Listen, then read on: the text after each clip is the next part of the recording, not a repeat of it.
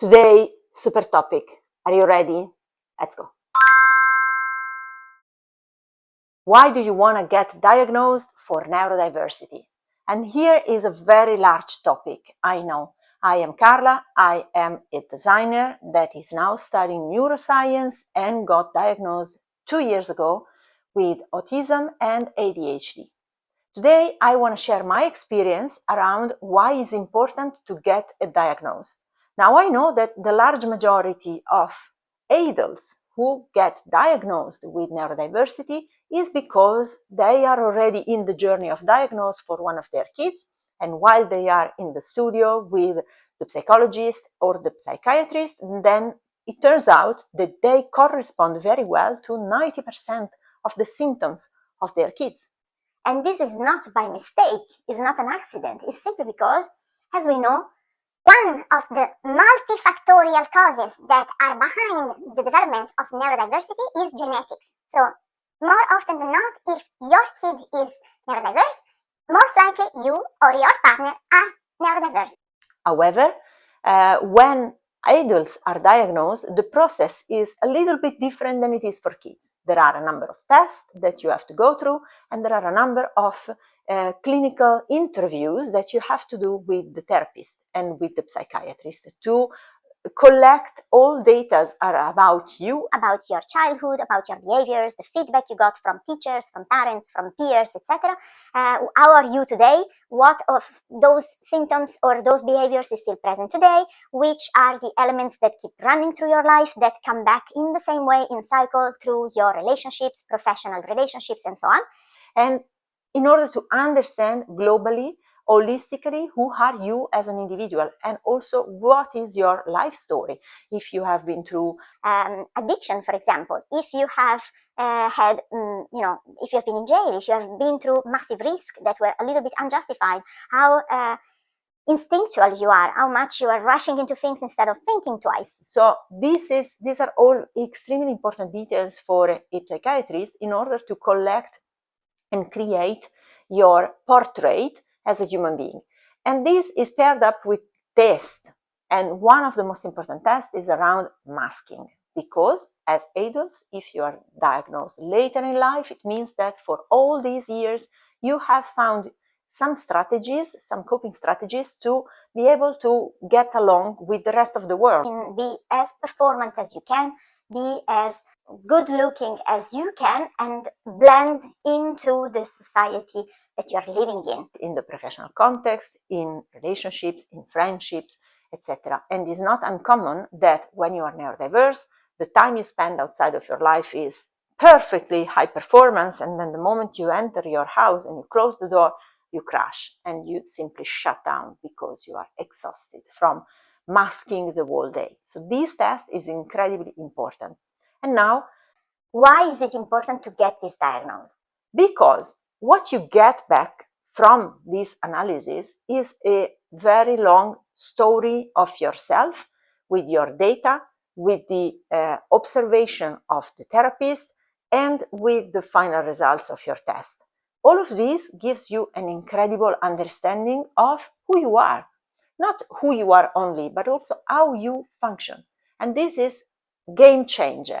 Let's say, if you realize that your best strength is in mathematical analysis, or maybe in visual and spatial recognition, and right now you are working as a waiter in a restaurant where you have to be in touch with the public the whole time. You have to go around carrying a tray full of food or drinks with the constant fear of flipping it over and causing a disaster. I mean, you are in the wrong place. You are in the wrong place. You are pushing yourself way above your limit because you have to talk to people the whole day. You have to be nice to everyone. You have to be in the middle of the music, in the light, in all the stuff that you are a little bit clumsy, and maybe it's difficult for you to do that, but still you do that because you think you are not enough and you have to get better at what you do, isn't it? Well, I have a good news for you. You don't have to. You can just change your job. I know it sounds easy, but once you understand that objectively that you are doing the wrong things, you are making your own life more difficult. Now, why do you want to stay there? Why would you stay? If you have a chance, it doesn't happen overnight, for sure, but you can work on it. Now you know that you are in the wrong place. Maybe you can ask to be behind the cashier and, making the clients pay. That's what you're good at. Mathematical analysis, that's what we said. So I mean that the moment you have your diagnosis, you can see clearly where you are working against yourself and where you are working for your best interest and allowing you to thrive in an environment. This is completely life-changing, isn't it? This is the very first thing I want to say. Second massive game changer that you get from the diagnosis is possibility to readjust your human relationships, whether it is with your friends, with your partner. That's the same thing. Maybe you are also kind of masking in your friendship relationships or in your sentimental relationships. So how can you readjust all of this? That's the same thing. You now have tools to clearly understand and unpack who you are, why you're doing things in a certain way, why some stuff are stressful, why some others are not, and you can readjust all of it. You don't need to go with the flow all the time and try to be surfing on waves that are too difficult for you. You don't need to go to a concert or to the stadium with your friends because they are going. You can also say, look, I love that you're going. That's amazing. Take some pictures from me. I will have a drink with you before you go. That's it. You don't even have to explain because. That's it. It's going to be fair enough, isn't it? Third point I want to mention is the way you're going to look at your family, whether it's your family of origin or the family that you are building up with your partner and your kids. You will be able to understand the behaviors of everyone a lot better.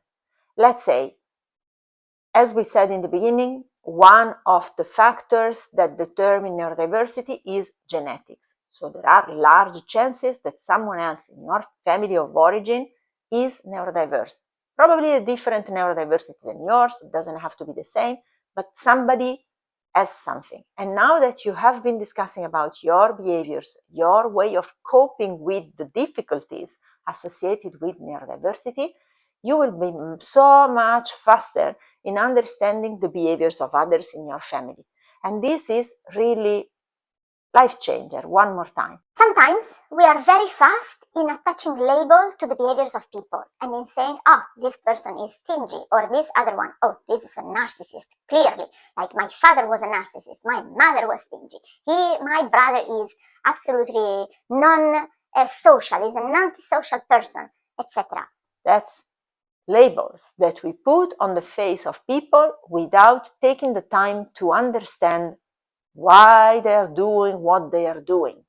The moment you understand that your behaviors are motivated by the volunteer to cope against emotional overload, against sensory overload, against physical touch, for example, then you understand that maybe your father is doing the same. That's why he was behaving this way when we were going to a restaurant. Or maybe your mother was not touching you so much because it's not that she doesn't love you, it's that she has problems, sustaining physical contact for long. And you have never understood that. So you put the label on because it was easier, it was faster, and you were a child, and these were the possibility you had at the time. But now, 20, 30, 40 years later, when you are diagnosed, then you kind of make sense of everything.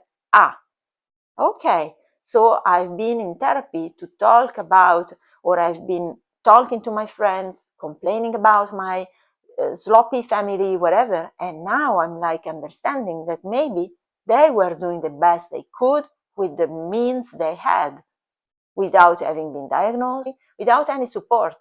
So somehow it helps incredibly to make peace with your past, make peace with your family, make peace with your beloved ones you have incorrectly labeled and suffered from their behaviors in a very harsh way.